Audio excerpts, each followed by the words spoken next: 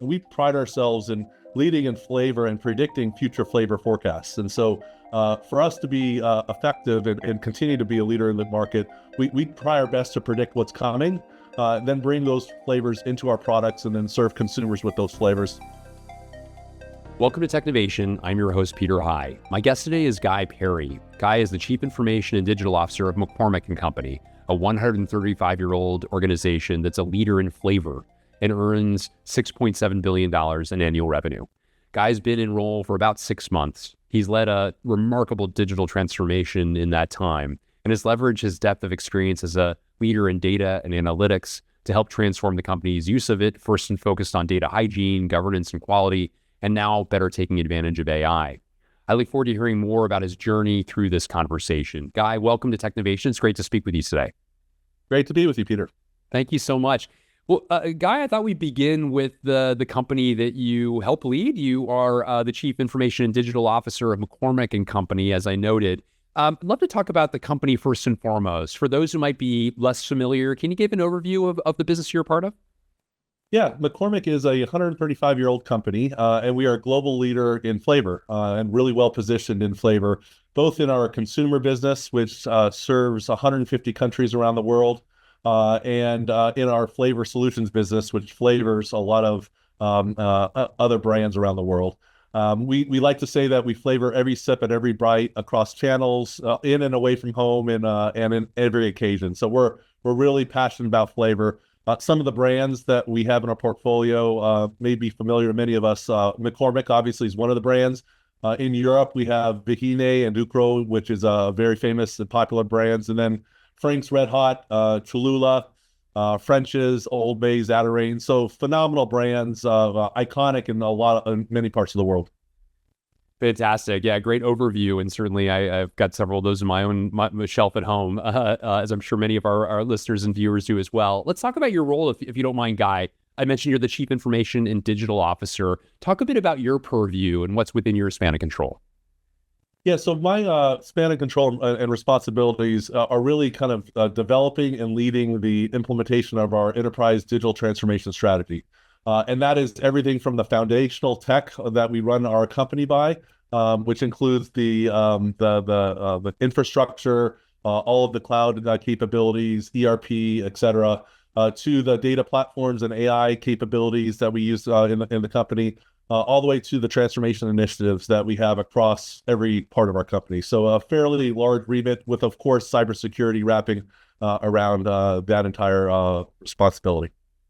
You alluded to digital transformation there, and I know, as you point out, a big part of your responsibility is development and implementation of digital transformation. Define that a little bit further. Obviously, that's a broad umbrella, and a lot of things fit underneath it. Can you talk a bit about some of the highlights of areas that you're focused on as you contemplate that?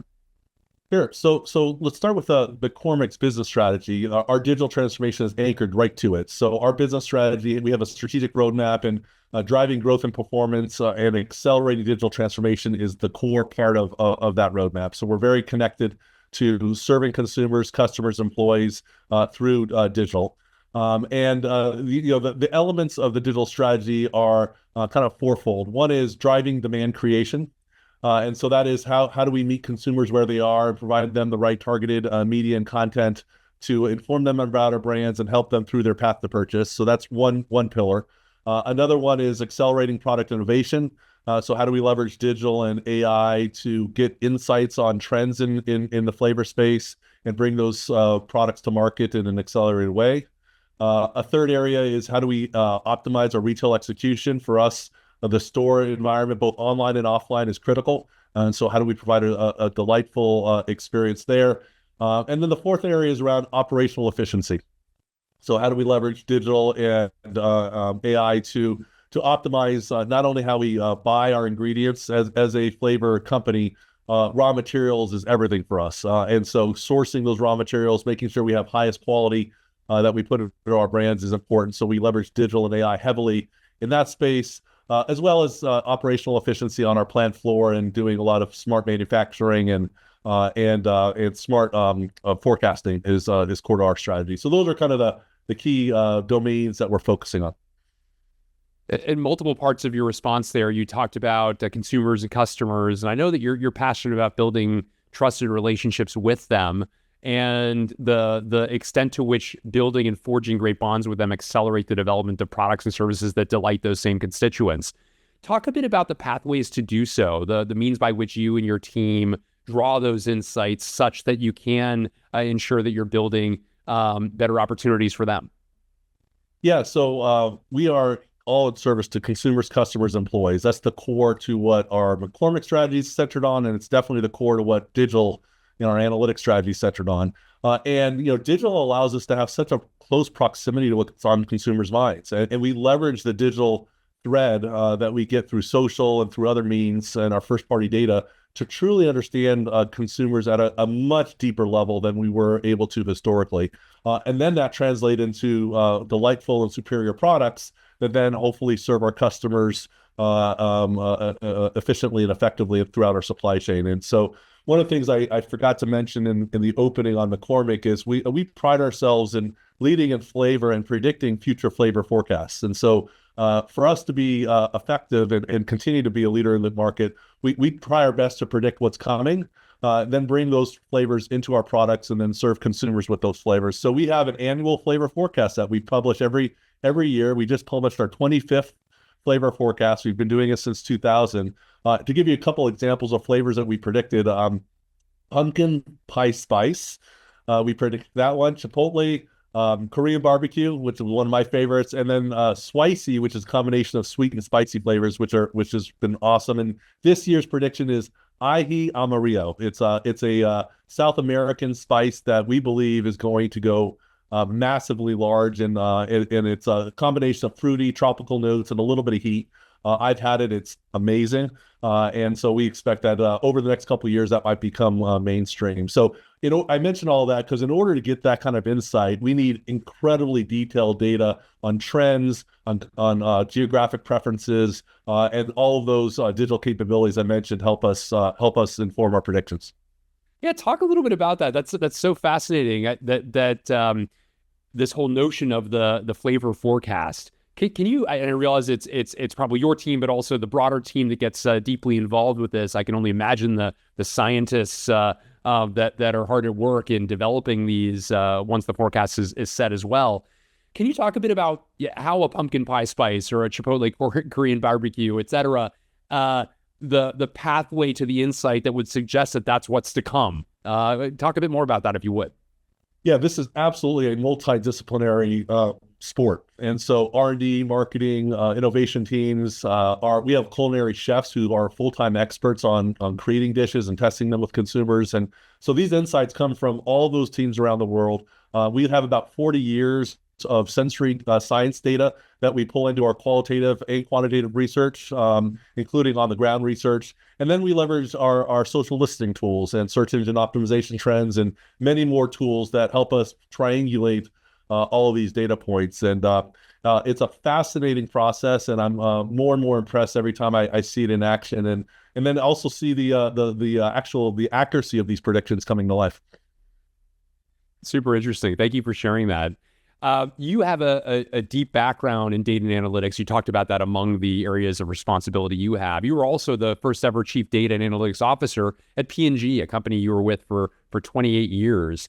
I can only imagine that those set of responsibilities color the way in which you think about your current post. And I wanted to get some insights from you about your data strategy, how you think about the use of data. We've already talked about some of the broader implications of how that can be used creatively to develop new products, but would love to understand a bit more about the specifics of the data program you're putting in place. Sure. So as the first chief data analytics officer at P&G, 2015, I've learned three things. I was in that role for 6 years, and it was phenomenal learning, and I feel really blessed to have had that experience. And I take these three things with me to McCormick, and they're very much alive and well in our current strategy. The first one is anchored on business value. There's a lot of things we can do in digital data and analytics. There's only a few things that are material. And so really focusing on the few things that really matter is kind of step one in our journey. And I've learned this both from a few successes, but many failures in my journey. So a lot of these insights are linked to those experiences. So value creation is the first thing. The second thing is the strategic nature of data. A lot of people like to talk about AI, Gen AI, and agentic, and I'm of those individuals. However, there's none of that without quality data. And so being intentional on data strategies, being intentional on all things data management in terms of quality, reliability, bias, all of those things that are associated with modeling the data is super important. And it may not be the sexiest of topics, but mission critical for us to operationalize data in an enterprise.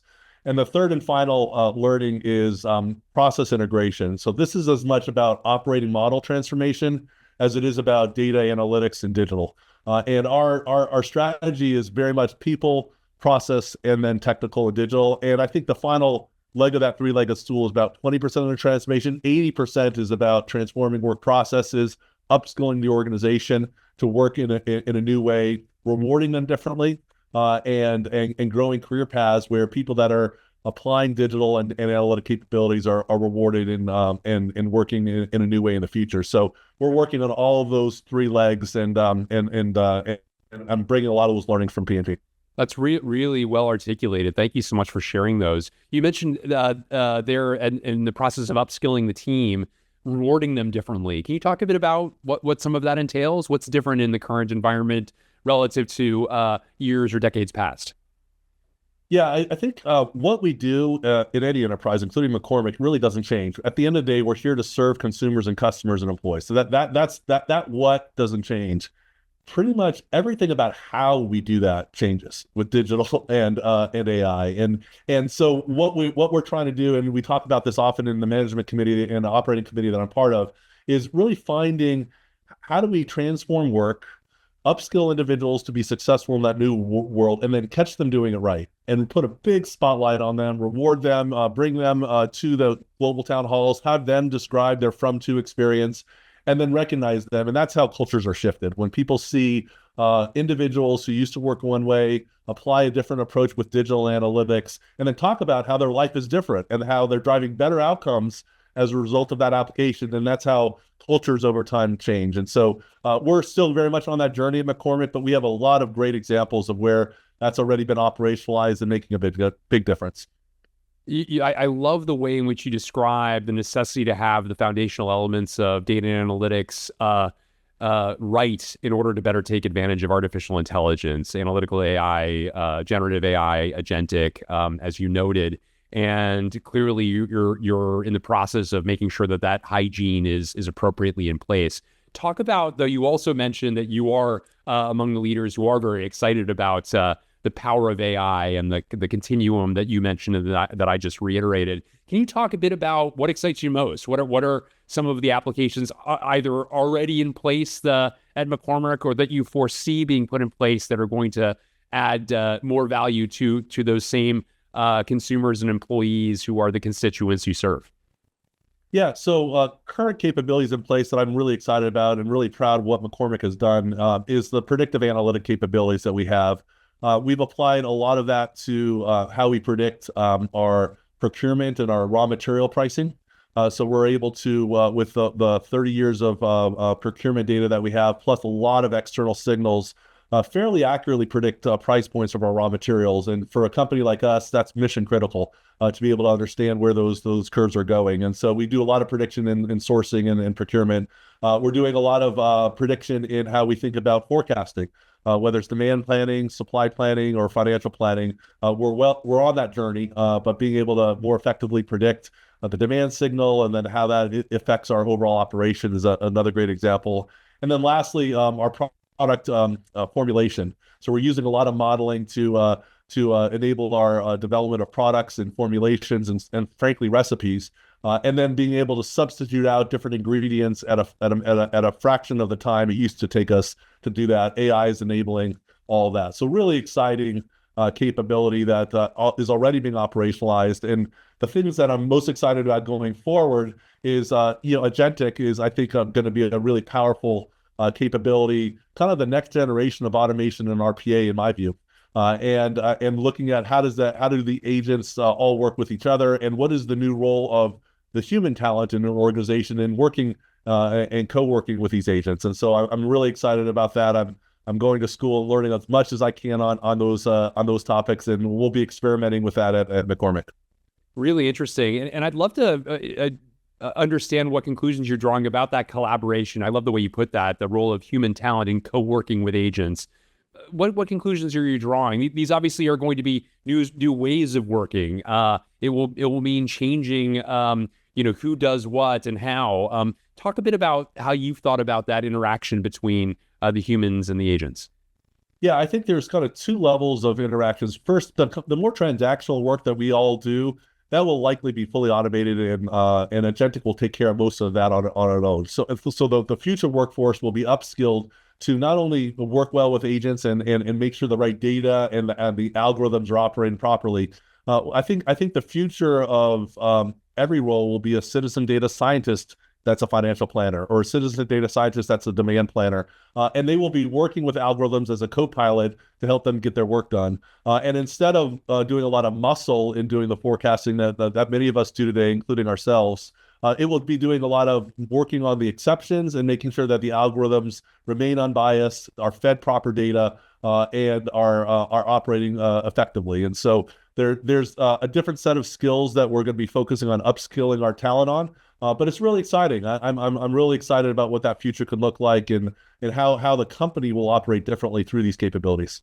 And as somebody who obviously grew up immersed in technology, talk a bit about the opportunity now for non-technologists, because as I hear you talking about the impact, I'm at least translating in my mind the impact not only, of course, to members of your team, but your colleagues outside of technology who now can interact with it in ways that would have been esoteric perhaps in the past, or maybe even non-existent, frankly, because of the complications and necessity of deep technical talent in order to coax out the right responses along the way. Talk a bit about what excites you perhaps about your non-technical talent being able to interact in new ways with the technology.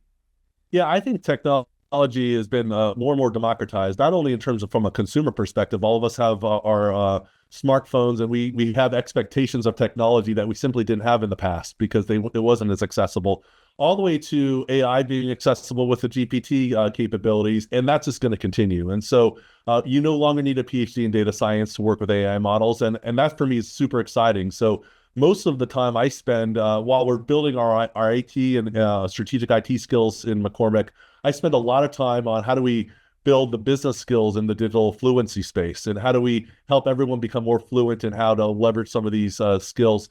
And I think there's two insights I've gotten. One is the tools themselves have to be designed to be consumer friendly, or what I call Apple simple. And the more simpler we design the tools, the easier it will be to adopt, right? And so that's the first pretty obvious insight. But sometimes, and I'll speak for myself, sometimes the tools we think are easy to use are not. They're very technically designed versus end user designed, and we need to make sure we're user centric in our design.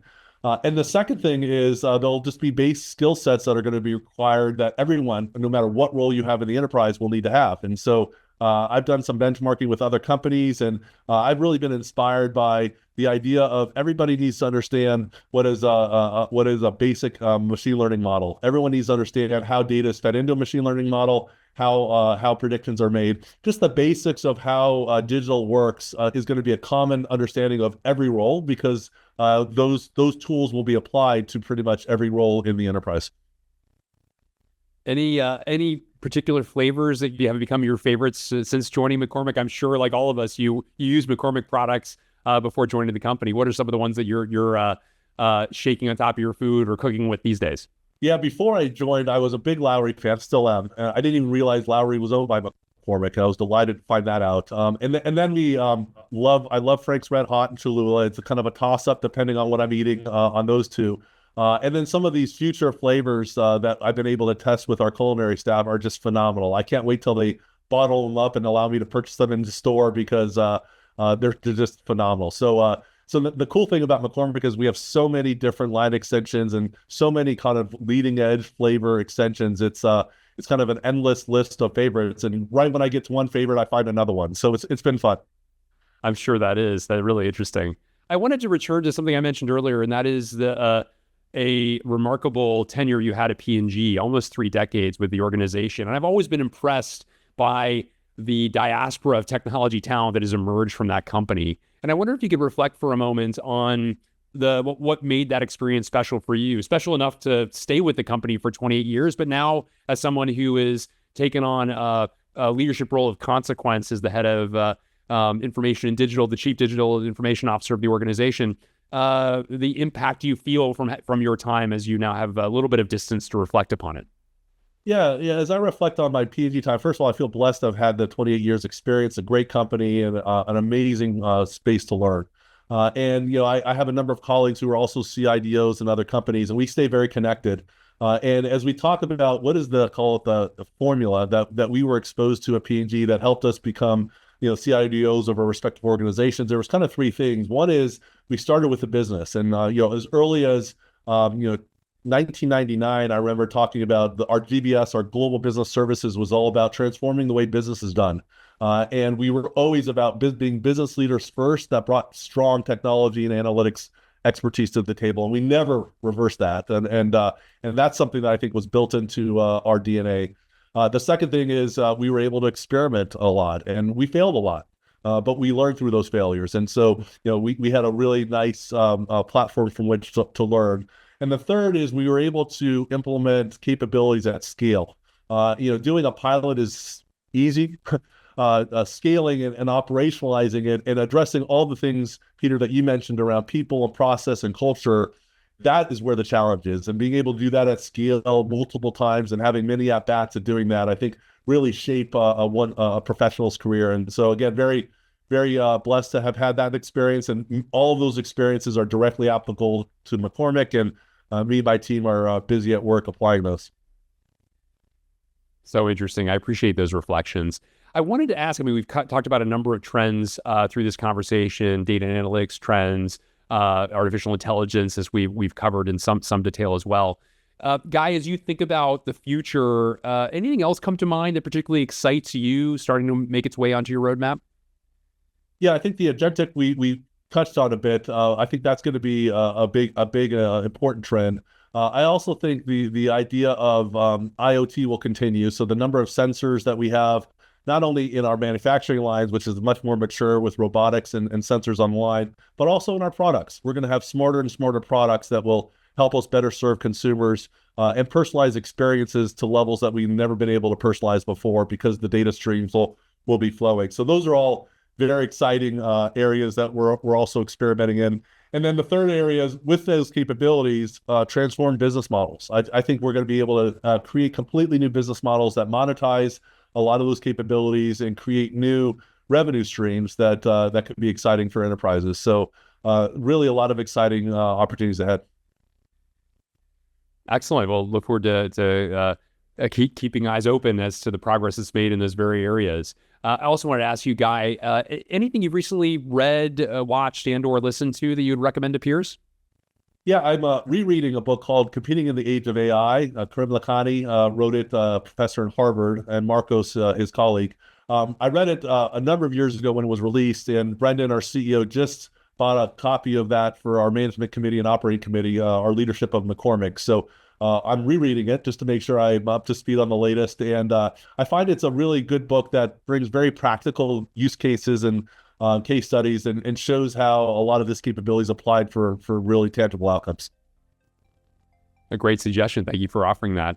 Well, Guy Peri, thank you so much for taking time with me today. Fascinating to hear about your experience now, just 5 months in at McCormick, the remarkable change you're already ushering, as well as a bit more about your career journey as well. It's been fascinating to learn from you, and thank you so much for a great conversation.